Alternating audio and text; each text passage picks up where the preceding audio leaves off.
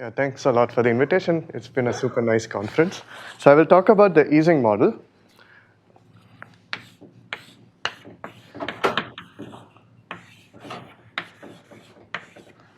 Which for me is going to be the following. So you have a graph which is embedded in some surface, which usually the most interesting ones are the disk or the torus. At least these are the ones that are really well studied, and maybe the plane. But you can do this on other surfaces as well.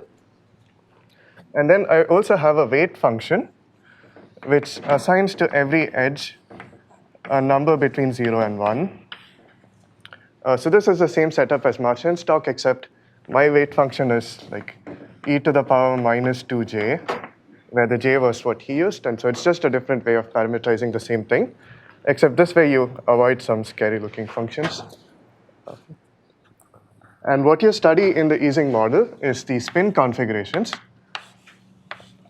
So all possible ways of assigning plus and minus ones to the vertices.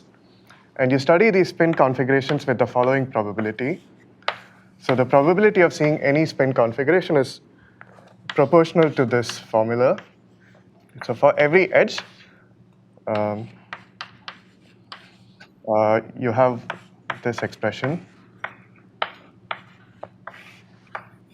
So you study this probability distribution on spins, and this is the Ising model.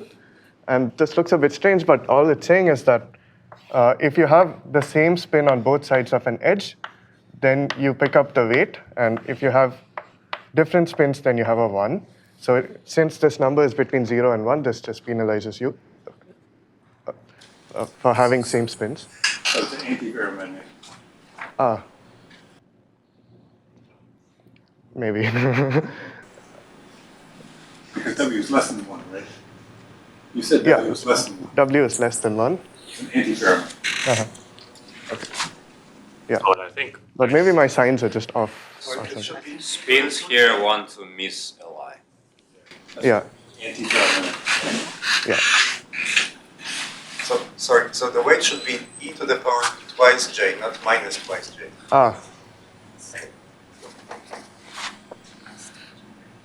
Okay. So if it's ferromagnetic, then it's larger than 1, so then you don't penalize. In which case? This should be. You want W to be less than 1 or bigger than 1? I thought I wanted them to be less than 1, but maybe I want them to be greater than 1. Yeah. So let's say that this is. I think, yeah, probably you want to get Okay. Okay. So then, yeah. So then it wants to align. Yeah. So I haven't thought about this probabilistically, so I haven't really noticed this. Yeah. So the thing I want to do is not this probability stuff, but I want to talk about the space of Ising models. So how should you define the space of Ising models? So if you fix a graph, then you can define the space of Ising models with that fixed graph as all possible weights that you can put on the edges. So this here is now just going to be this. So for every edge, you have a choice of what W has to be.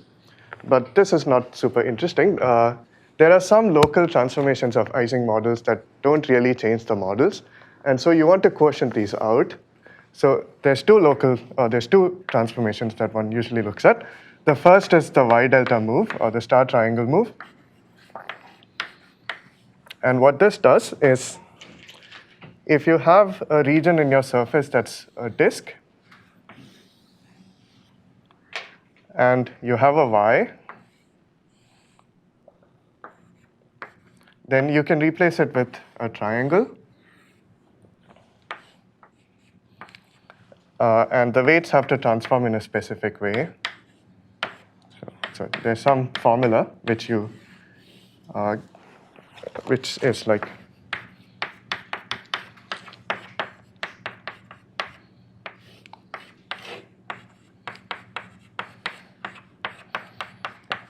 so there is some formula that you can get by requiring that the partition function does not change up to a constant when you do this transformation, and so on. There is a second move that you sometimes want to quotient out, which is duality, which in this case just means that if you replace your graph with the dual graph, and you replace your weights with certain new weights, where this W star is defined as 1 minus W over 1 plus W, then your Ising model is sort of the same, and sometimes you want to quotient this out. Yeah? You better make it W minus 1 or W plus 1 now. Okay. Right, thanks. Yeah.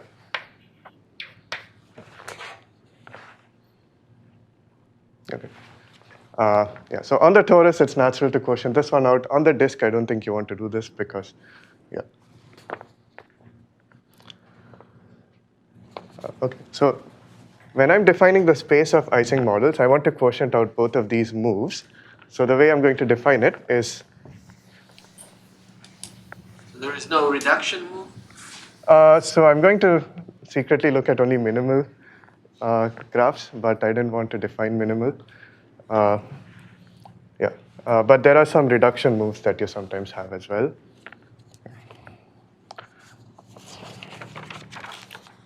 So the way to define the space of Ising models is using the following definition. So we say that G1 and G2 are move equivalent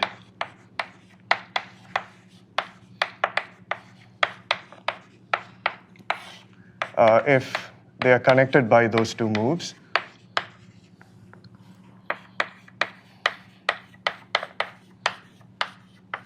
By 1 and 2. So 2, on the torus, I want to have it. On the disk, I don't think you want to have it. For duality, you'll get weights that are less than 1, right? After I that. think he wants inverse of that. I apologize. Yeah, I think there's something wrong about this formula, but yeah. I thought it, yeah. It's 1 over that. 1 W over plus that. 1 over 1 over W minus 1. Wait, say again?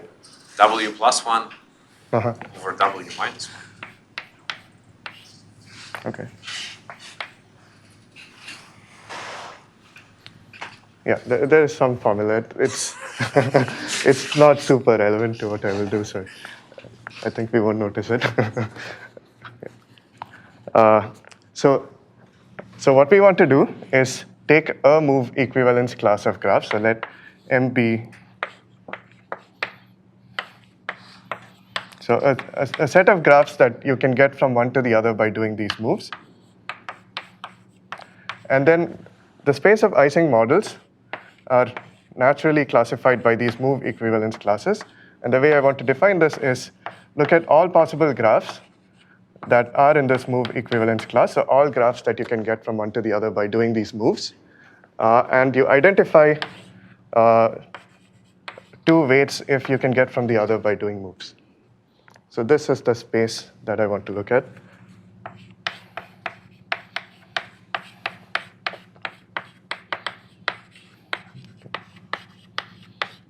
And this kind of object is very well studied. This is like a cluster variety. It's not exactly a cluster variety because the star triangle move is not a cluster mutation, but it secretly is a sequence of mutations.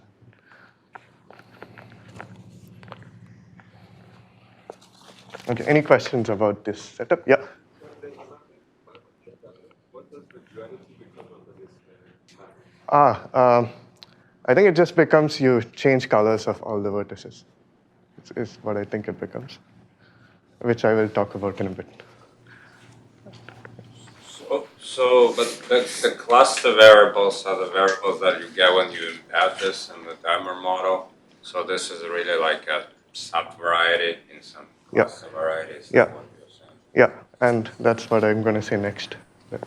That this is a subvariety of the timer model. Any other questions? There's also some modding up isotopies.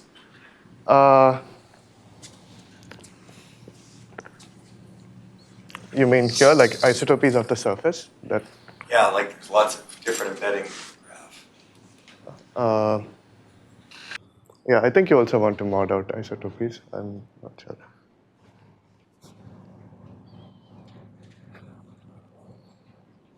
Yeah, I think you want isotropies as well.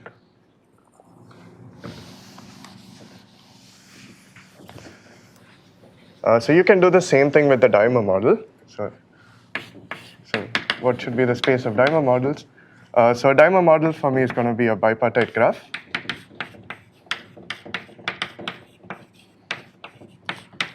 Inside the surface. And in addition to the graph, you have weights on the edges of the graph that are defined modulo gauge.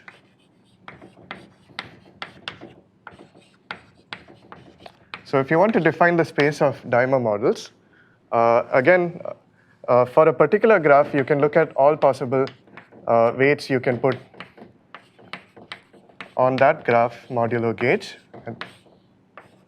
But there are some local moves that you want to quotient out again.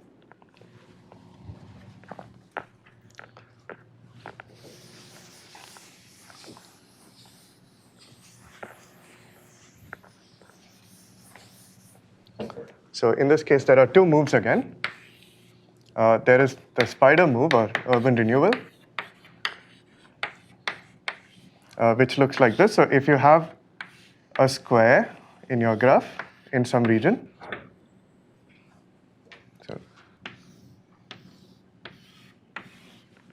then you can replace it with a spider.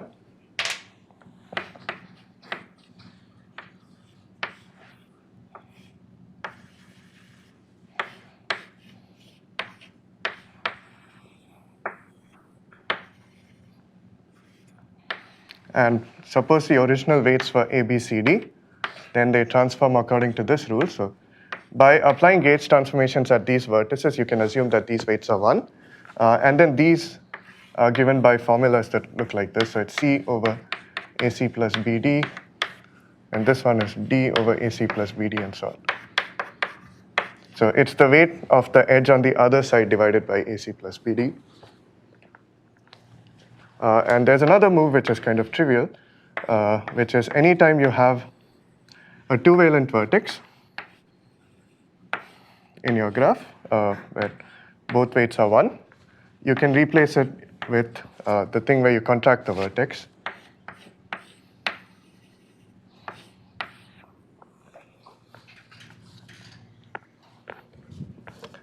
So when you define the space of dimer models just like this,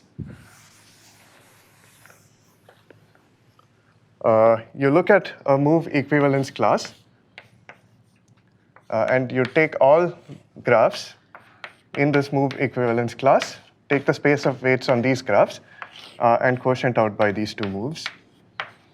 So this is actually a cluster Poisson variety, as defined by Fock and Gontsarov.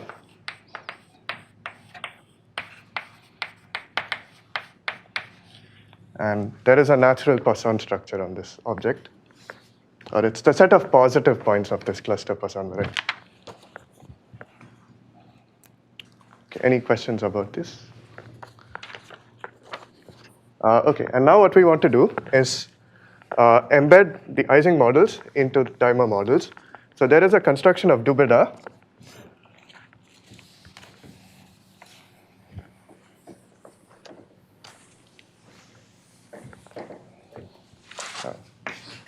So Terrence, Yeah. on the torus, who proved that this is the, who studied this variety? On the torus, And the cluster variety is hard to study on the torus, right? so this is the thing that appears in Gontsarov Kenyon. Yeah, this would be the phase space of the integral system. Yeah.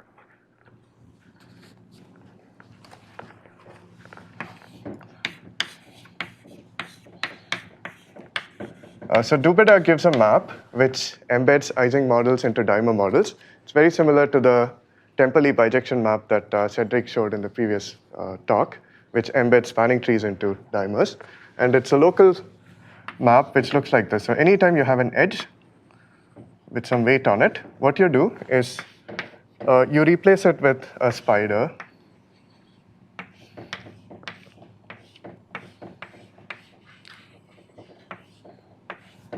And the new weights, so the weights on this bipartite graph, look like this. So it's C, S, C, S, where C is 1 minus W square over 1 plus W square, and S is 2W over 1 plus W square.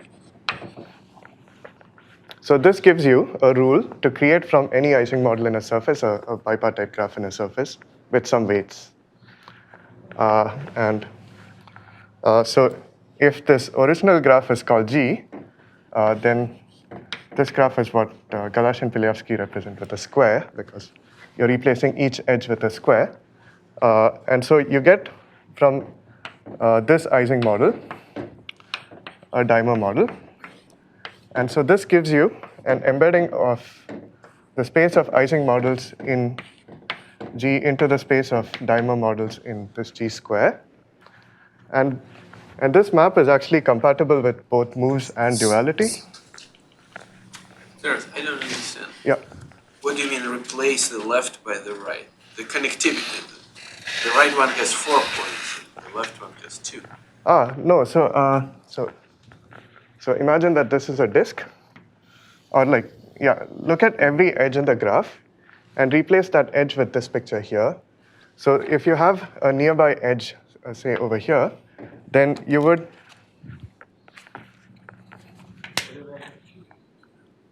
say again? Yeah, so what you're doing is replacing this picture with this picture, and you do the same thing for every edge in the Ising model. So you would replace this guy with this one, and these would glue, like this and this are the same edge. Yeah. What if I had 3 edges on the left coming in then? Like this. And another one? I mean, it's the same, right? Like, you always get. Yeah, but that's only if that vertex was trivalent. If it had 4. I mean, doesn't the same thing still work? Like. Oh, I see. Okay.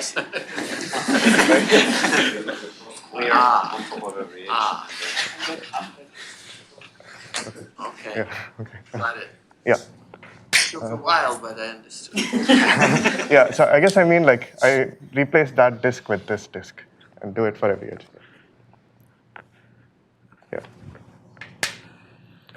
Yeah. In fact, this map is compatible with moves on both sides.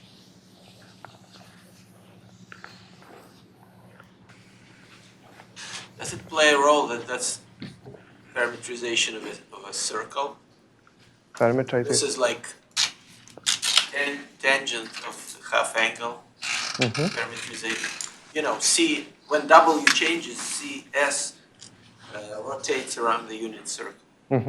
Yeah. Does it play a role in the thing? I think it does. This would be like the isoradial. These are like cosine and sine of some angle. Yeah. Yeah. Yeah. And yeah, I guess with this formula you can see that C square plus S square is 1. Can you put W squared minus 1? I'm sorry. Oh. I didn't mean to screw up your whole talk. No, but then it. Oh, that's fine. So. No, don't listen. Yeah, so the thing is I didn't really try to do anything probabilistic with the Ising model, so I never noticed or paid attention to these things. Okay, but the one property that I care about is that these square to 1. This is the only thing that shows up somehow. And this map is compatible with moves. So Dubeda's map is compatible with moves.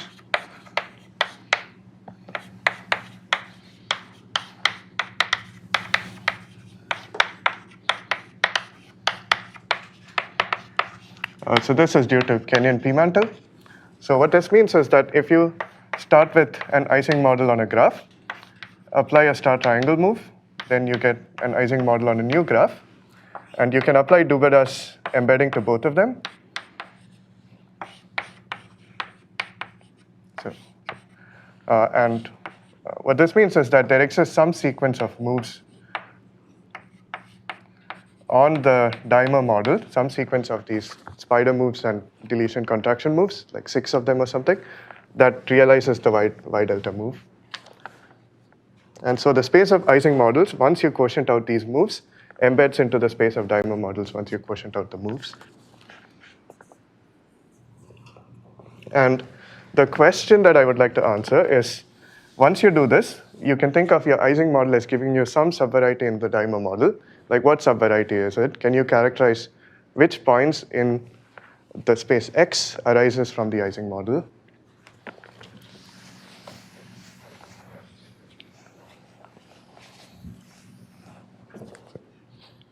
So the problem is which, or what is the image?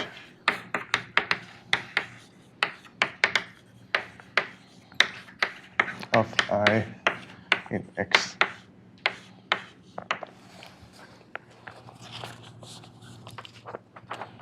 And there is a very easy characterization of this, which is, so here's an observation. So suppose you apply square moves at every phase. So spider moves at all square faces at the same time. So for every one of these edges in the Ising model, you have a square face, and you apply spider moves to all of them at the same time. So what happens is, so initially you have a square that looks like this.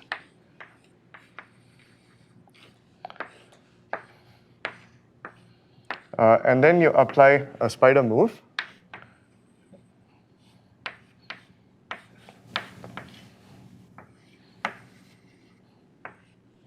Oh, I don't have things here.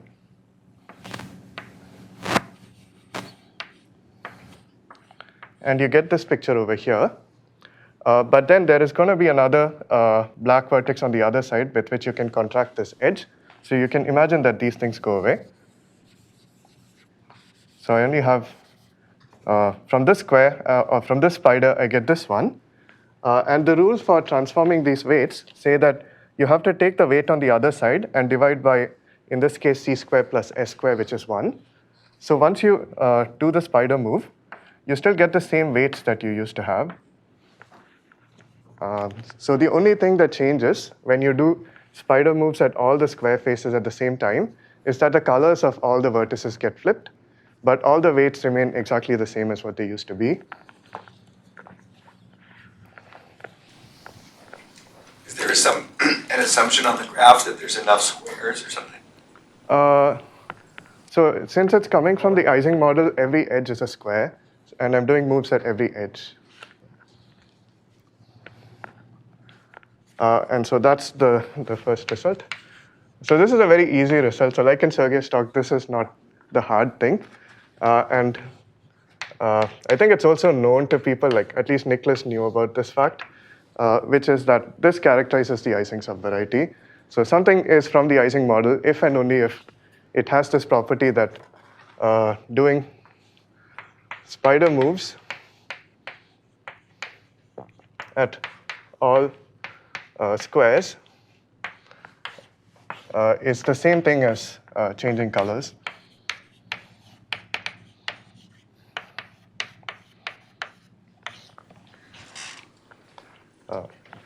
Are you assuming that your graph G square is obtained via this construction, or it can be any graph? No, it's obtained from this construction. So suppose, yeah, so take an Ising model, look at a graph you get in this way, and then ask which weights on it come from Ising weights. But didn't you just tell us that you consider everything modular, like sequences of square moves, so potentially you could transform that graph into something else? It will again have this form, and that might maybe clear. But you only require that thing for the original. Yeah. Yeah, so I only need it for one graph that has Ising weights. And then it's going to automatically be true for all the others. Well, what's the statement?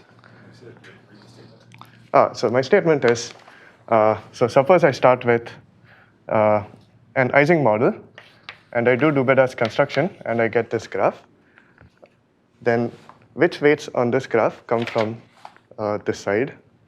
And I'm saying that these are exactly the weights where if you do these moves, it's the same as doing color change. So I guess this is a statement about one graph. Yeah. But yeah, that's. Okay. So why is this useful? So the reason it's useful is so there is this general phenomenon that all results about the dimer model seem to come in families of 3.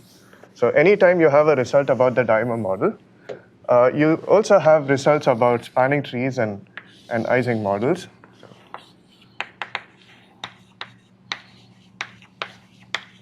So this was what showed up in Cedric's talk and in Pasha Pilyavsky's talk.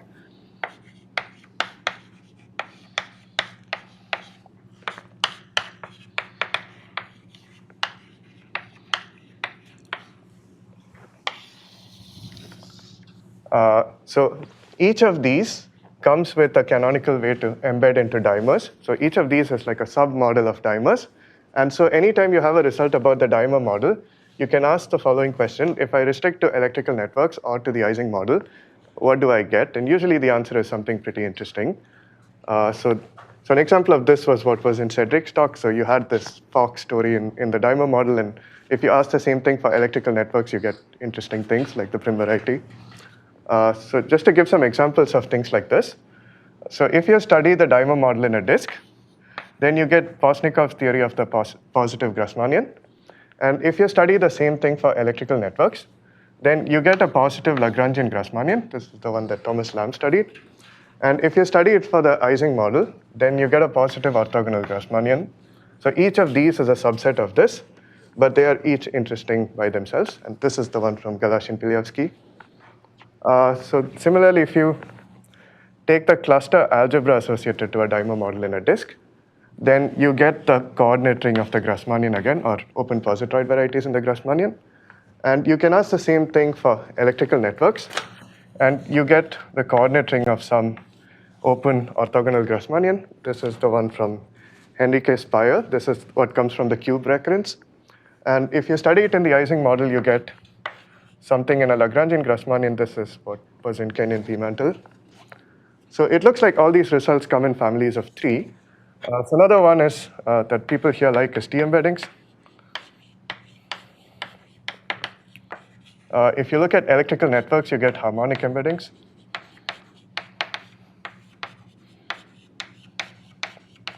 And if you look at the Ising model, then you get Chelcock's S embeddings.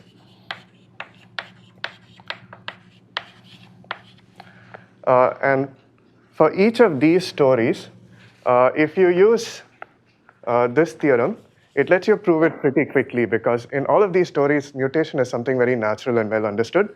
So one thing is, so what this is saying is doing a bunch of mutations is the same as changing colors. Mutation is something that's very easy to describe in all of them. And changing colors is also something that's very easy to describe. So all you need to do is look at what happens when you do both of these and put it together. And you get all of these things very easily.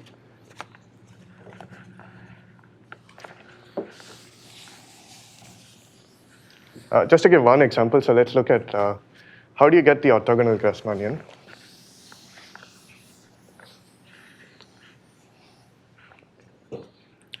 So this is the setting where you're studying a dimer model in a disk, so something like this.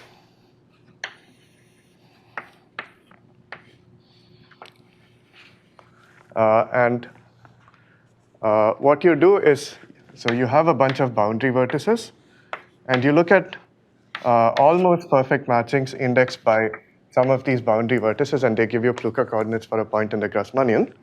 Now, doing mutation in this story doesn't change your point in the Grassmannian. So if you do spider moves at all square faces, then these things just go to themselves, so nothing changes. If you change colors, what it corresponds to is taking the complementary indices. So it's the same as replacing it with this Plucker coordinate, which uses all the vertices you didn't use. And so in this case, this would be saying that the Ising subset of the Grassmannian would be those points where this is the same, and this is the equation that cuts out the orthogonal Grassmannian. So this gives like this kind of proofs very quickly. But all of these are known, and I want to tell you about something that's not known.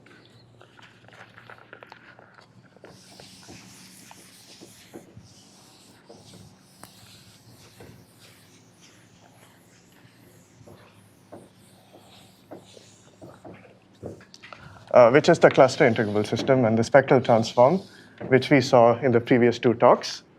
So if you study the dimer model in a torus, then this is the setting for the cluster integrable system of Kenyon.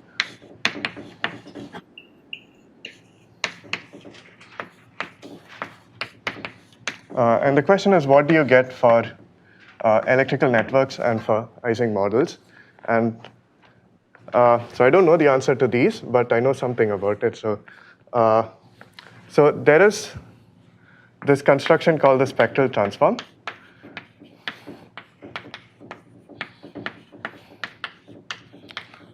Which, in the case of the dimer model, is going to give you a space of Harnack curves plus standard divisors. So this was in the previous two talks. And you can ask, what does the spectral transform of the electrical network model look like, and what's the spectral transform of the Ising model? So this is something that I worked out some time back. It was in Cedric's talk, that if you study the spectral transform of electrical networks, you get a subset of Harnack curves and a subset of standard divisors.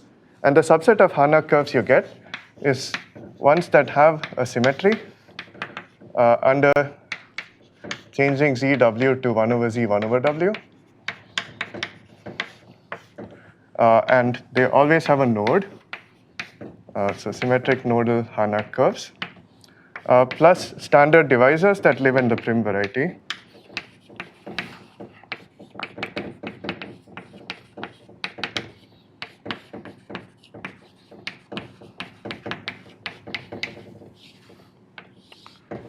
And the new result is, what do you get over here? And the answer is, it's still going to be a symmetric Harnack curve under the same symmetry. Under the same symmetry.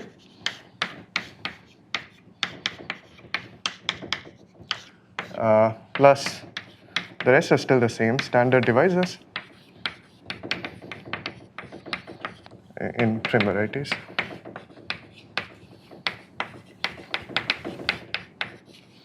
So it's almost the same as what you get over here, except the prim variety is a little bit different. So the node over here makes you lose a genus always in the electrical network case, while here your Harnack curve is going to be is not going to have that node. So the Jacobian over here is one dimension higher. So this is. So the genus is even for electrical and odd for Ising. Is that the case? Yeah, that's right. Yeah. Unless the Ising model is critical.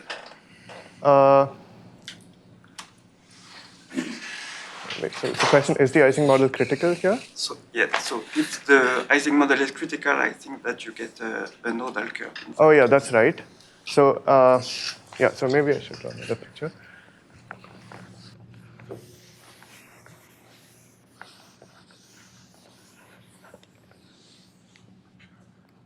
So I have like 5 minutes, is that right? Do I have 5 minutes? You have 15 minutes. Oh, okay, sorry. 15. Oh, okay, nice. Yeah, so then I can tell you. So in both these stories, the electrical networks and the Ising model, you have Newton polygons that are symmetric. So for example, something like this. And you always have a point in the middle. So they're centrally symmetric, and there is always a point in the middle. And the Harnack curves that you get so in general, you might have other points as well. So it could look something like this. And then your amoeba is going to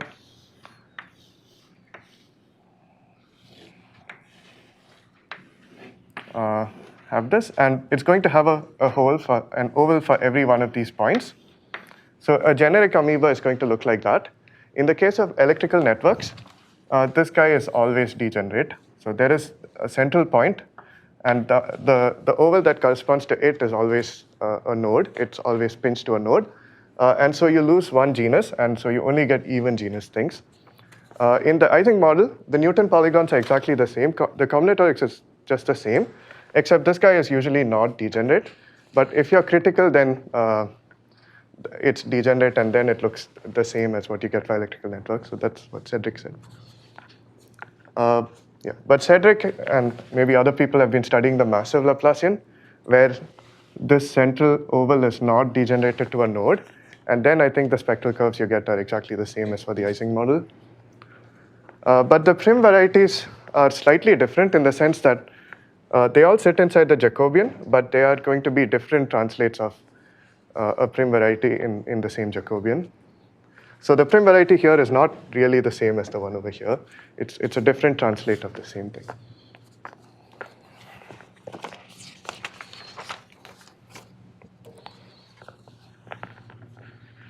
Yeah, other questions before I can tell you more about the spectral transform?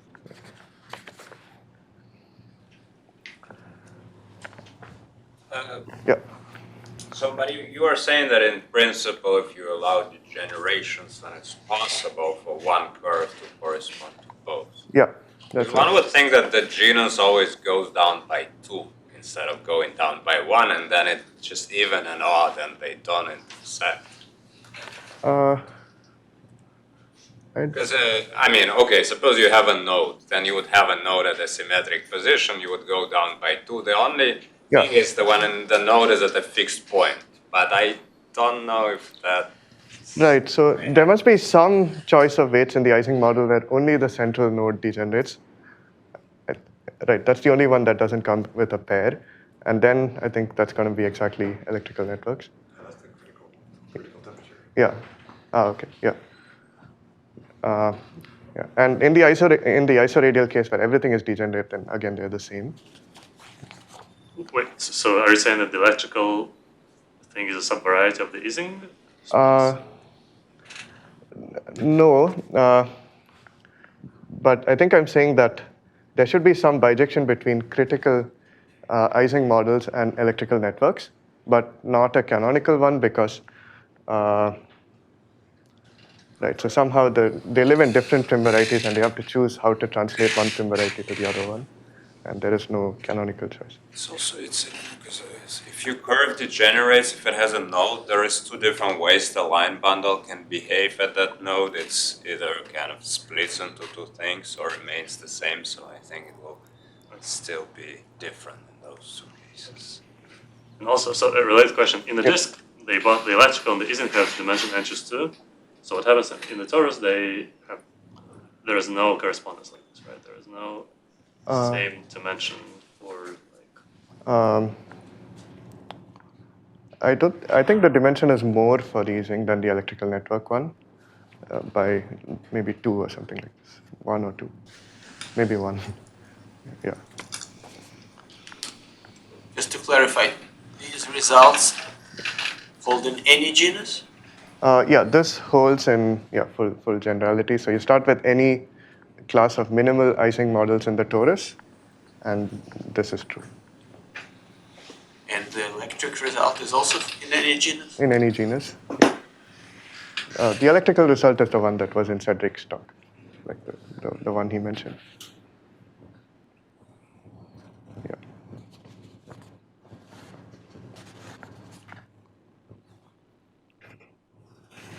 Okay. Other questions? Okay. So one consequence of this is you can say that the Ising model is integrable in some sense. So let me say in what sense.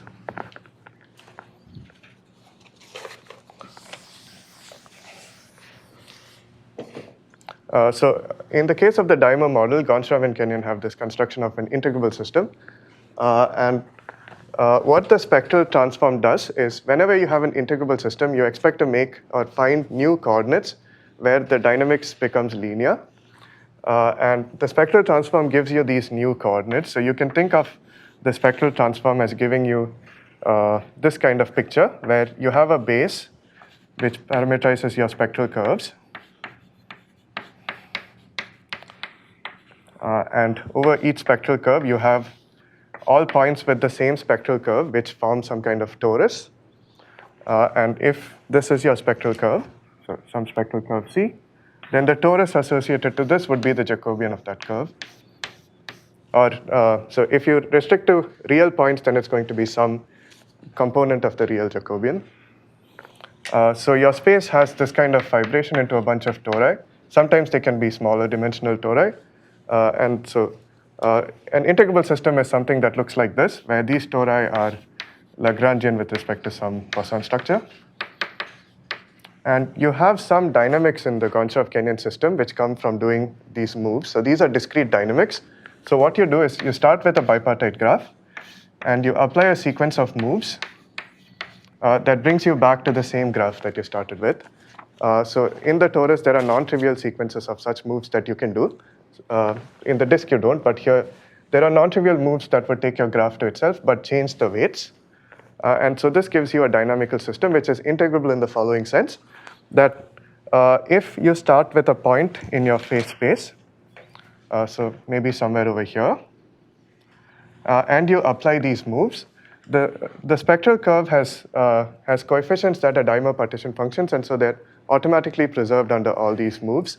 So if you start in this torus, then you're going to stay in this torus. The spectral curve doesn't change. So you're going to move to another point somewhere in this torus. And actually, the new point, if you start somewhere here, is going to be some other point over here.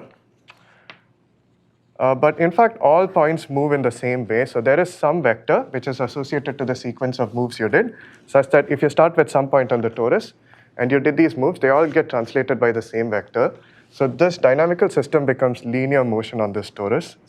So if you started with this point over here, then you move by exactly the same vector, which you can write down explicitly. So this is due to Fock. And they all move in the same. So this dynamics is just linear motion on this torus. So this thing generalizes to Ising models and electrical networks. So we don't know what the Poisson structure is for Ising models and electrical networks. So in the dimer case, there is a Poisson bracket, which is the cluster Poisson bracket of Gekman, Shapiro, Weinstein. So this one we don't know how to generalize.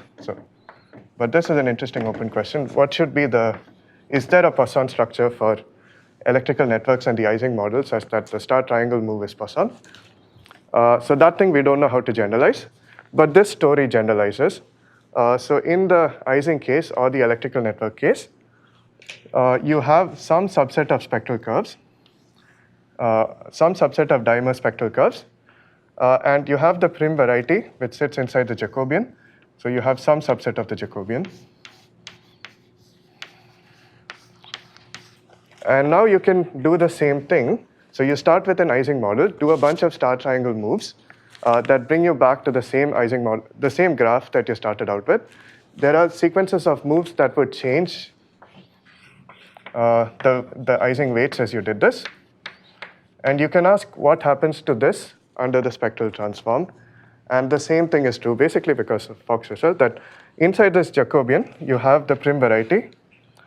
And these moves are going to be linear motion on these prim varieties. So both in the electrical network case and in the Ising case. So in this sense, they are both integrable systems that generalize or extend the Gonchar-Kenyon integrable systems. But the Poisson structure is missing. But if you think about it, all the dimensions match up. They all have the correct dimensions to be Lagrangian tori. So there probably is some Poisson structure, but we don't know how to find it. So these vectors, the coordinates are some kind of conserved quantities for this integrable system, right? So Like the coefficients of the spectral curve are conserved quantities for this integrable system. but also these vectors, when you linearize it, must get some kind of integrals for, The translation vector itself. yeah, the translation vector itself. So the translation vector is something that depends on which sequence of moves you did.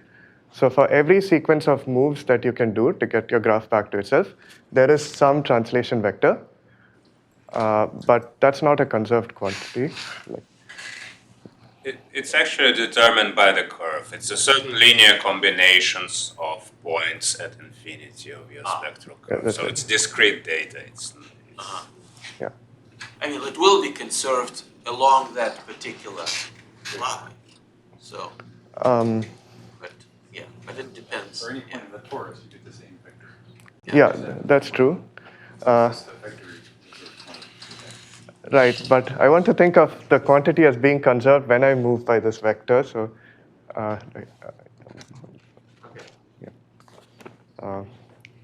yeah, so that's all I wanted to talk about. So, any questions about anything?